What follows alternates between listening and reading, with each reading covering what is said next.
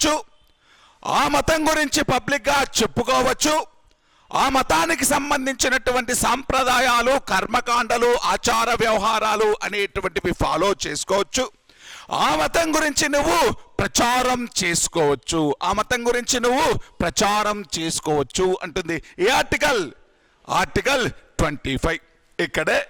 ఇక్కడే దీనికి ఎడిషనల్గా ఇంకా 2 పాయింట్లు రాద్దాం. ఎడిషనల్గా ఏం పాయింట్లు రాద్దాము అంటే, హిందూ మతానికి సంబంధించినటువంటి ఇన్స్టిట్యూట్స్లోకి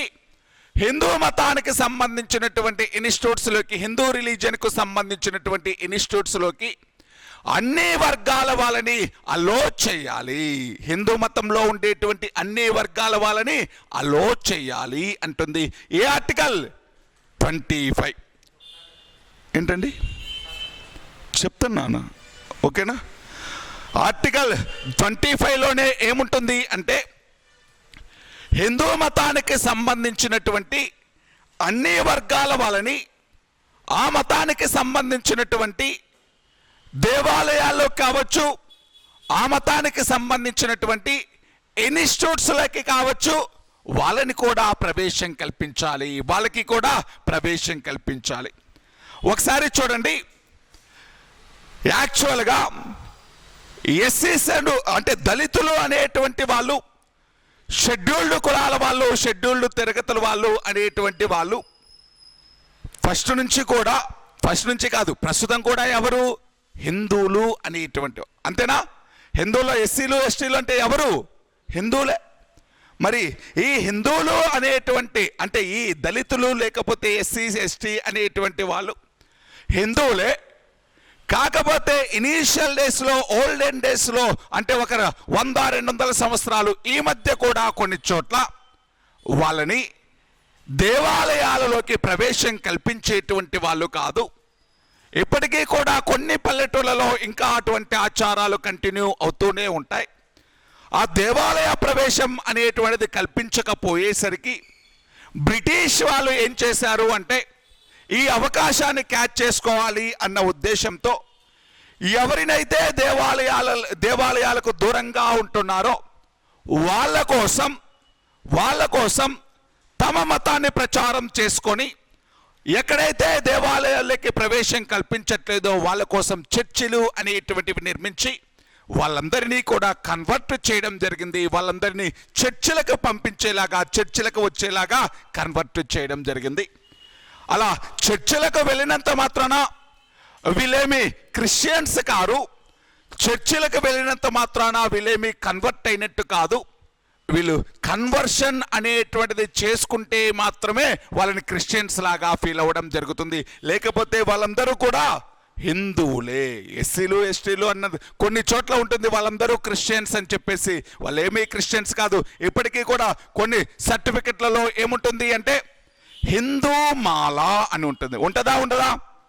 చాలా చోట్ల రాసే, ఇప్పుడంటే అంది కూడా ఇంగ్లీష్లో వచ్చేసింది కాబట్టి ఎస్సీ ఎస్టీ అని రాస్తున్నారు. కాకపోతే ఓల్డెన్ అంటే చాలా చిన్న రోజుల్లో అంటే ఒక 4-5 సంవత్సరాల కింద ఇచ్చేటువంటి సర్టిఫికెట్లో హిందూ మాల అని ఉంటుంది, హిందూ మాదిగా అని ఉంటుంది, లేకపోతే హిందూ ఆది ఆంధ్ర అనేటువంటి క్యాస్ట్లు ఉంటాయి. అంటే అందరూ కూడా హిందువులే. దళితులు అనేటువంటి వాళ్ళు హిందువులే. ఈ హిందువులలో వీళ్ళందరూ భాగం. ఇప్పుడు 3 మతాలు ఉన్నాయనుకోండి, హిందూ ఒకటి, ముస్లిం ఒకటి, క్రిస్టియన్ ఒకటి. క్రిస్టియన్ అంటే హిందూ రిలీజియన్ అప్రాక్సిమేట్లీ 82% ఉంటే, ముస్లింలు 46% ఉంటే, ఈ క్రిస్టియన్స్ అనేటువంటి వాళ్ళు ఎంతమంది ఉన్నారు? 2%. ఎస్సీస్ ఎస్టీస్ అందరూ క్రిస్టియన్స్ అంటే మొత్తం ఎంత ఉండాలి? 22.5. అంతేనా? 15% 7.5. మరి అంత పర్సెంట్ క్రిస్టియన్స్ లాగా చెప్తున్నారా? చెప్పట్లేదు. వాళ్ళు మతాన్ని తీసుకున్నప్పటికీ, మతాన్ని ఫాలో అవుతున్నప్పటికీ వాళ్ళని ఎలా ట్రీట్ చేస్తాం? హిందువుల్లాగానే ట్రీట్ చేయడం జరుగుతుంది. ఇప్పుడు మీకు అసెంబ్లీ లోక్సభ సీట్లు రిజర్వేషన్స్ అనేటువంటి దాని గురించి తెలుసు. అసెంబ్లీ లోక్సభ సీట్ల రిజర్వేషన్లు అనేటువంటివి ఎస్సీలకి కొన్ని సీట్లు రిజర్వ్ చేయాలి, ఎస్టీలకి కొన్ని సీట్లు రిజర్వ్ చేయాలి అని ఉంటుంది. ఎస్సీలకు రిజర్వ్ చేయాలి అంటే వాళ్ళు ఎవరై ఉంటారు? హిందువులు అయి ఉంటేనే వాళ్ళకి రిజర్వేషన్స్ వర్తిస్తాయి. క్రిస్టియన్స్ అనేటువంటి వాళ్ళకి రిజర్వేషన్స్ ఉన్నాయా? ఎస్సీ ఎస్టీ కిందకి వస్తారా? వాళ్ళు దేని కిందకి వస్తారు? బీసీసీ కిందకి వస్తారు. అంటే ఎస్సీలు ఎస్టీలు అంటే వాళ్ళు ఎవరు? హిందువులే.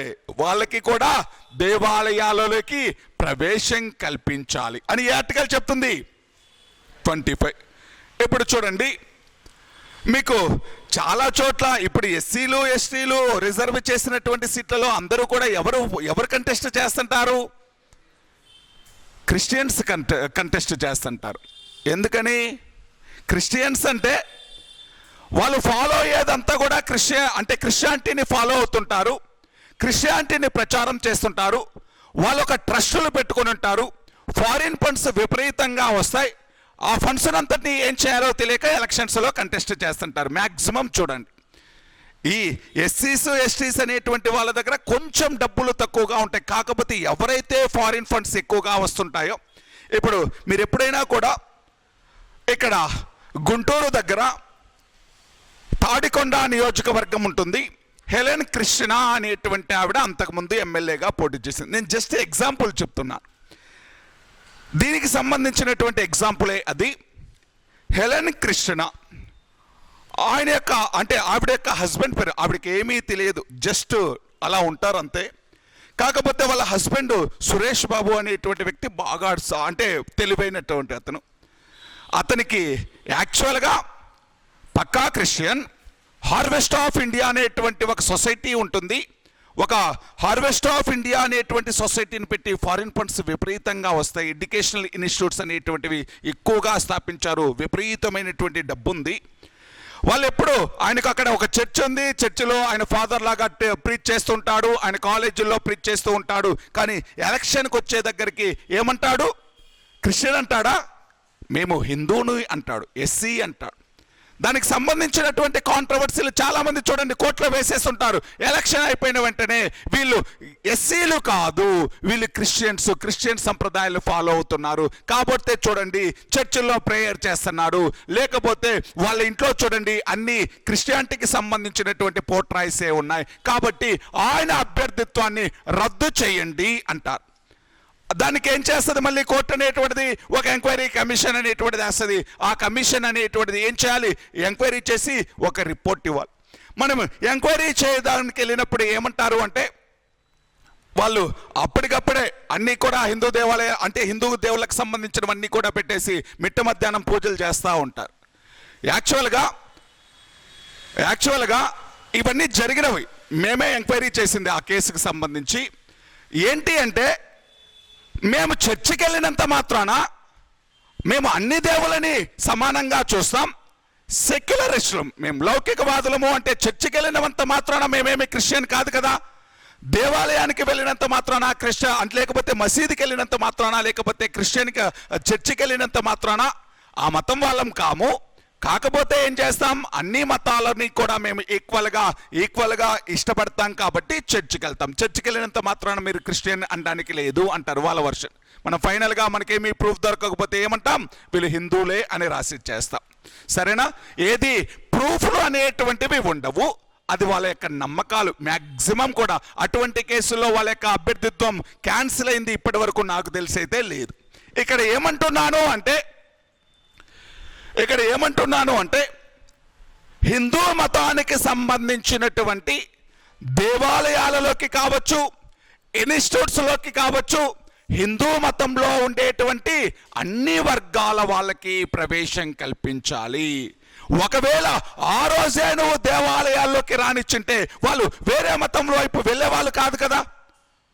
ఆ రోజే నువ్వు దేవాలయాల్లోకి రానిచ్చుంటే, అందరినీ కూడా ఈక్వల్గా చూస్తుంటే, వాళ్ళ మీద వివక్షత లేకుండా ఉంటే వాళ్ళు పక్క మతానికి వెళ్ళాల్సిన అవసరం ఏముంది? మనలో ఉన్నటువంటి డిఫెక్ట్స్ని బేస్ చేసుకుని వాళ్ళు అలా అట్రాక్ట్ చేయించారు. అందుకని అటువంటి హిందూ దేవాలయాల్లోకి అందరికీ ప్రవేశం కల్పిస్తే ఇంకా వేరే మతాల వైపు ఎందుకు వెళ్తారు వాళ్ళు? కాబట్టి హిందూ మతంలో ఉండేటువంటి అన్ని వర్గాల వాళ్ళకి ప్రవేశం కల్పించాలి. ఇక్కడ టీటీడీ అనేటువంటిది, టీటీడీ అంటే తిరుమల తిరుపతి దేవస్థానం, దళిత గోవిందం అనేటువంటి పేరుతో వెంకటేశ్వర స్వామిని దళిత వాడలకు తీసుకొచ్చేటువంటి ప్రోగ్రాం పెట్టింది. ఎప్పుడు అంటే వైఎస్ రాజశేఖర రెడ్డి ముఖ్యమంత్రిగా ఉన్న సమయంలో. అంటే ఎక్కడైతే ఎస్సీ ఎస్టీ కాలనీస్ ఉంటాయో అక్కడికే వెంకటేశ్వర స్వామి అనేటువంటిది ప్రొసెషన్ అనేటువంటిది, ఊరేగింపులు అనేటువంటివి జరిపి, ఉత్సవాలు అనేటువంటివి జరిపి అక్కడే ఏంటి అంటే అందరికీ కూడా దేవుణ్ణే వాళ్ళ దగ్గరికి తీసుకెళ్లడం అనేటువంటి ఒక కొత్త ప్రోగ్రామ్ను స్టార్ట్ చేయడం జరిగింది. అలా ఈ అన్ని వర్గాల వాళ్ళకి ఎప్పుడైతే హిందూ దేవాలయాలు అనేటువంటివి అలవెన్స్ ఇస్తాయో అప్పుడు ఏమవుతుంది అంటే ఇతర మతాలలోకి వెళ్ళేటువంటి పర్సంటేజ్ చాలా తగ్గిపోతుంది. అందుకని హిందూ ఎడ్యుకేషనల్ ఇన్స్టిట్యూట్స్లోకి, హిందూ దేవాలయాలలోకి అన్ని వర్గాల వాళ్ళకి ప్రవేశం కల్పించండి అంటుంది ఈ ఆర్టికల్ 25. ఓకేనా? దీంతో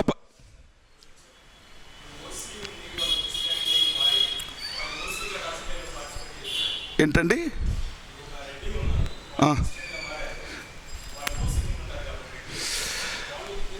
ఎప్పుడూ కూడా ఒకటి చెప్తాను చూడండి, ఓసీలు అనేటువంటి వాళ్ళు క్రిస్టియానిటీలోకి మారినా కూడా ఓసీని వాళ్ళు. చెప్తాను చూడండి ఒక్కసారి. ఓసీలు అనేటువంటి వాళ్ళు క్రిస్టియానిటీలోకి కన్వర్ట్ అయితే వాళ్ళు దేని కిందకు వస్తారు? బీసీసీ అంటే రిజర్వేషన్స్ కోసం ఓసీలందరూ కూడా ఎలా మారిపోవచ్చు? క్రిస్టియన్స్గా మారొచ్చా? మరి రిజర్వేషన్స్ కోసం అలా మారడం అనేటువంటిది ఎంకరేజ్ చేస్తుందా లేదా? అలా ఉంటే, రిజర్వేషన్స్ ఉంటే.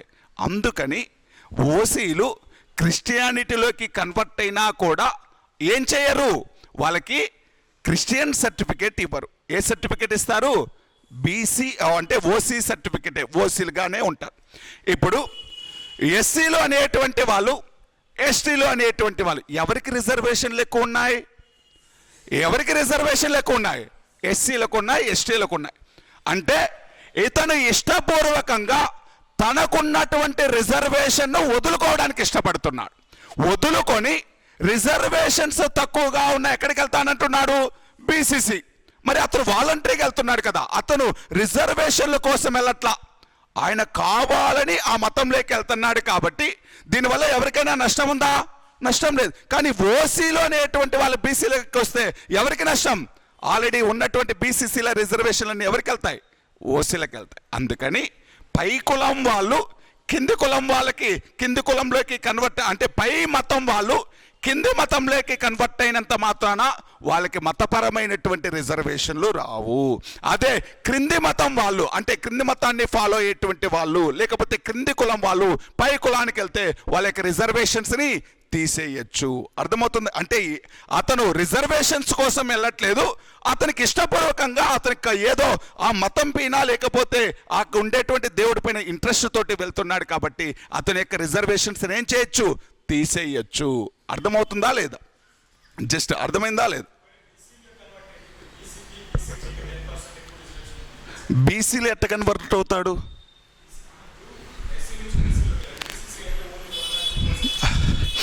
బీసీలు కన్వర్ట్ అయినా కూడా నేను అదే కదా చెప్పింది, ఓసీలైనా బీసీలైనా తనకంటే కింది దానికి వెళ్ళినా కూడా రిజర్వేషన్లు రావు, ఆ సర్టిఫికేటే రాదు. ఎప్పుడూ కూడా కిందివాడు పైకి వస్తే సర్టిఫికేట్ ఇస్తాడు, కానీ పైవాడు కిందికి వెళ్తానంటే సర్టిఫికేట్ ఇవ్వడు. గుర్తుందా? అర్థమవుతుందా? పైవాడు కిందికి వెళ్తాను అంటే ఆ సర్టిఫికేట్లు ఇవ్వడు, కిందివాడు పైకి వస్తానంటేనే సర్టిఫికేట్ ఇస్తాడు. ఇంకేంటి డౌట్?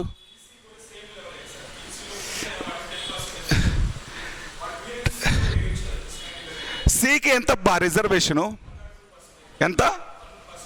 1% లేకపోతే 2% ఉంటుంది. 2% ఉంటే ఏంటి అర్థం ఏంటి? ఇప్పుడు బీసీలందరూ కూడా బీసీసీలోకి వెళ్ళిపోతే ఏమవుతుంది? వాటి రిజర్వేషన్లు తగ్గుతాయా లేవా? అంటే ఇప్పుడు బీసీఏ అంటున్నాం, బీసీబీ అంటున్నాం, సి అంటున్నాం, డి అంటున్నాం. వీళ్ళెవరూ కూడా బీసీలు అనేటువంటి వాళ్ళు కూడా క్రిస్టియానిటీలోకి కన్వర్ట్ అయినా కూడా వీళ్ళ యొక్క వీళ్ళ క్యాస్ట్లో ఏముంటుంది అంటే బీసీఏనో, బీసీబీనో, బీసీడీనే ఉంటుంది. అంతేగాని వాళ్ళకి బీసీసీ సర్టిఫికేట్ అనేటువంటిది ఇవ్వరు. కేవలం ఎస్సీలు ఎస్టీలకు మాత్రమే బీసీసీ సర్టిఫికేట్ అనేటువంటిది ఇస్తారు. ఓకేనా? కేవలం ఎస్సీలు ఎస్టీలకు మాత్రమే బీసీసీ అనేటువంటి సర్టిఫికేట్ ఇవ్వడం జరుగుతుంది. మిగిలిన వాళ్ళకి బీసీసీ సర్టిఫికేట్ అనేటువంటిది ఇవ్వరు.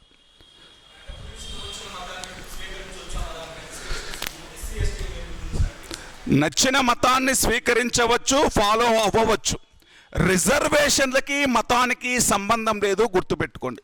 మతాన్ని స్వీకరించవచ్చు అంటే క్రిస్టియానిటీ అనేటువంటి దాన్ని ఫాలో అవ్వచ్చు. నచ్చిన మతాన్ని, నచ్చిన దేవుణ్ణి పాటించవచ్చు. పాటించడం వేరు, కన్వర్ట్ అవ్వడం వేరు. పాటించడం వేరు, కన్వర్ట్ అవ్వడం వేరు. నీకు ఇది బాగా ఇష్టము, నేను ఫాలో అవుతాను, నేను అంటే ఈ దేవుణ్ణి కొలుస్తాను అంటే కొలిచినంత మాత్రాన నువ్వు మారినట్టు కాదు. నువ్వు ఇష్టపూర్వకంగా నేను అసలు నా మతాన్ని వదిలేసుకొని వేరే దానికి వెళ్తాను అంటేనే కన్వర్షన్. అంతేగాని నచ్చిన మతాన్ని ఫాలో అవ్వచ్చు అంటే పాటించడము, నమ్మకం ఉండడము ఇవన్నీ కూడా ఒకటి. కన్వర్ట్ అవ్వడం అనేటువంటిది డిఫరెంట్. కన్వర్షన్ అనేటువంటిది డిఫరెంట్. ఇది అందుకని నచ్చిన మతంలోకి మారవచ్చు అనేటువంటిది కూడా ఎలా ఉంటుంది అంటే వాలంటరీగా ఉంటుంది. ఫోర్స్ఫుల్ కన్వర్షన్స్ అనేటువంటివి ఉండవు. బలవంతమైనటువంటి మత మార్పిడులు అనేటువంటివి ఉండవు. ఏదైనా కూడా అతనికి ఇష్టమైతే మారచ్చు. అతనికి ఇష్టమైనప్పుడు కూడా ఈ క్యాస్ట్ రిజర్వేషన్లు అనేటువంటిది వేరే వర్షన్. మతము అనేటువంటిది వేరే వర్షన్, రిజర్వేషన్లు అనేటువంటిది వేరే వర్షన్. రిజర్వేషన్స్ అనేటువంటివి ఇప్పుడు చూడండి, నీకు రిజర్వేషన్లు అనేటువంటివి లేవు అంటే, ఎస్సీలు ఎస్టీలకు రిజర్వేషన్లు లేవు అంటే అందరూ కూడా ఎక్కడికి వెళ్ళిపోతారు? క్రిస్టియానిటీలోకి వెళ్ళిపోతారా లేరా? ఎందుకోసం వెళ్ళట్లేదు? ఎందుకోసం వెళ్ళట్లేదు? రిజర్వేషన్. అంతేనా? ఓపెన్గా మాట్లాడుకుందాం. ఎందుకోసం వెళ్ళట్లేదు? మనమందరము చాలామంది మీ క్రిస్టియన్సే, చాలామంది క్రిస్టియన్ సంప్రదాయాలే పాటిస్తాం. ఎందుకు వెళ్ళాం? ఏమన్నా హిందూ మతం మీద ఇష్టం ఉండి వెళ్ళట్లేదా? అంతేనా? మనము రిజర్వేషన్లు అనేటువంటి టాపిక్లోకి వెళ్ళొద్దు. వాటన్నిటి గురించి ఓపెన్ డిస్కషన్స్ ఎప్పుడూ చేయకూడదు, అన్నీ కాంట్రవర్సీలే. అందుకని డిస్కషన్స్లోకి వెళ్ళొద్దు. జస్ట్ మనం ఇక్కడ ఈ ఆర్టికల్స్ వరకే వెళ్దాం. అదంతా ఏదైనా ఉంటే పబ్లిక్గా వద్దు, ప్రైవేట్గా కూర్చొని మాట్లాడుకోవాలి. ఓకేనా? సరే, రిజర్వేషన్లు అనేటువంటిది ఎప్పుడూ కాంట్రవర్సీ, ఎప్పుడూ డిబేటబులే. దానికి సంబంధించి పాజిటివ్స్ ఉంటాయి, నెగిటివ్స్ ఉంటాయి. ప్రతి దాంట్లో కూడా పాజిటివ్స్ ఉంటాయి, నెగిటివ్స్ ఉంటాయి. మనము లేకపోతే యాజ్ ఏ స్టూడెంట్గా, యాజ్ ఏ లెక్చరర్గా, యాజ్ ఏ ఆస్పిరెంట్గా సపోర్టుగా ఉండేటువంటి పాయింట్లు రాయాలి, అపోజిషన్లో ఉండేటువంటి నెగిటివ్గా ఉండేటువంటి పాయింట్లు రాయాలి. రెండింటినీ కూడా బ్యాలెన్స్ చేస్తూ రాయాలి. అప్పుడే మార్కులు అనేటువంటివి వస్తాయి. రెండింటినీ కూడా బ్యాలెన్స్ చేస్తూ ఫైనల్గా ఏం చేయాలి? ఫైనల్గా రిజర్వేషన్స్ అనేటువంటి వాటిని సపోర్టే చేయాలి. ఎన్ని రోజులు? ఇన్ఈక్వాలిటీస్ అనేటువంటివన్నీ కూడా, సమాజంలో ఉండేటువంటి అసమానతలన్నీ కూడా పూర్తిగా తొలగిపోయేంత వరకు రిజర్వేషన్లు అనేటువంటివి అవసరము అనేటువంటి పాయింట్ లాస్ట్లో రాయాలి. అంతేగాని రిజర్వేషన్లు ఉండకూడదు అని రాస్తే ఏం చేస్తాడు? నువ్వు రిజర్వేషన్లకి ఈడు ఒక సెక్షన్ ఆఫ్ పీపుల్కి రేపు వీడు ఉద్యోగం వచ్చినా కూడా ఏ గ్రూప్లో ఉద్యోగం వస్తే వీడు ఏమంటాడు? ఎస్సీలకు రిజర్వేషన్లు వద్దు, ఎస్టీలకు రిజర్వేషన్లు వద్దు అని చెప్పేసి సమాజంలో రెచ్చగొట్టేటువంటి వ్యాఖ్యలు చేస్తూ ఉంటాడు. కాబట్టి వీడు ఉద్యోగం చేయడానికి ఇనెలిజిబుల్. అందుకని మనం ఎవరికో ఒకరికి ఫేవర్గా ఉండకూడదు, అందరికీ ఈక్వల్గా ఉండాలి, అవకాశాలు అందరికీ ఈక్వల్గా ఉండాలి. దానితో పాటు సమాజంలో ఈక్వల్ సిచ్యుయేషన్ వచ్చేంత వరకు, అసమానతలు తగ్గేంత వరకు కూడా ఈ రిజర్వేషన్స్ అనేటువంటివి ఉండాలి. కాకపోతే రిజర్వేషన్స్ అనేటువంటివి తీసుకున్న వాళ్ళే బెనిఫిట్ పొందినటువంటి వాళ్ళే 2-3 సార్లు, అంటే నేను రిజర్వేషన్ పొందుంటాను, నేను లాభపడ్డాను, ఉద్యోగం వచ్చింది, నా తర్వాత నా కొడుకు కూడా రిజర్వేషన్ వస్తుంది, ఆయన తర్వాత ఆయన కొడుకు కూడా రిజర్వేషన్. అంటే దీని గురించి ఎవరికైతే అవగాహన ఉంటుందో వాళ్ళు మాత్రమే లాభపడుతున్నారు. ఎక్కడో లాస్ట్ గ్రామాలలో, కొండ ప్రాంతాలలో, గ్రామాల్లో ఉన్నటువంటి వాళ్ళకి రిజర్వేషన్ల గురించి తెలియట్లేదు. వాళ్ళకి ఎడ్యుకేషనల్ ఫెసిలిటీస్ అనేటువంటివి ఇంకా తక్కువగా ఉన్నాయి. అక్కడ ఎక్కడే ఉన్నాడా వాళ్ళు అక్కడే కొంతమంది కొనసాగుతున్నారు. డెవలప్ అయినటువంటి వాడు మాత్రం పైకి వెళ్ళిపోతున్నాడు. కొన్ని తరాల వరకు రిజర్వేషన్లు వస్తున్నాయి. లేనటువంటి వాళ్ళకి మాత్రం పూర్తిగా రిజర్వేషన్లు రావట్లేదు. దీనిని ఏం చేయాలి అంటే బ్యాలెన్స్ చేయాలి. ఎవరైతే పొందలేదో వాళ్ళకి కూడా రిజర్వేషన్లు అనేటువంటి పొందే అవకాశం కల్పించాలి. అప్పుడే రిజర్వేషన్లు పెట్టుకున్నటువంటి ఉద్దేశం నెరవేరుతుంది. అది నువ్వు రాయాల్సినటువంటి ఆన్సర్. సరే, రిజర్వేషన్లు అనేటువంటి దగ్గరికి వెళ్ళట్లేదు నేను, జస్ట్ మత స్వేచ్ఛ హక్కు దగ్గరికే వచ్చేద్దాం. మత స్వేచ్ఛ హక్కుకు సంబంధించి right to right to conscience, right to profess, right to practice, right to propagate. నచ్చిన మతాన్ని నమ్మవచ్చు, నచ్చిన మతాన్ని నువ్వు ఓపెన్ అంటే నాకు ఈ మతం బాగా ఇష్టము అని ఓపెన్గా చెప్పవచ్చు. ఆ మతానికి సంబంధించినటువంటి సంప్రదాయాల్ని ఫాలో అవ్వవచ్చు, దానిని ప్రచారం చేసుకోవచ్చు అంటుంది. ఏ ఆర్టికల్ అంటే 25. దీనిలోనే ఇంకా ఏముంటుంది అంటే హిందూ మతానికి సంబంధించినటువంటి మత సంస్థల్లోకి హిందూ మతంలోని అన్ని వర్గాల వాళ్ళకి ప్రవేశం కల్పించాలి. హిందూ మతంలోని అన్ని వర్గాల వాళ్ళకి ప్రవేశం కల్పించాలి.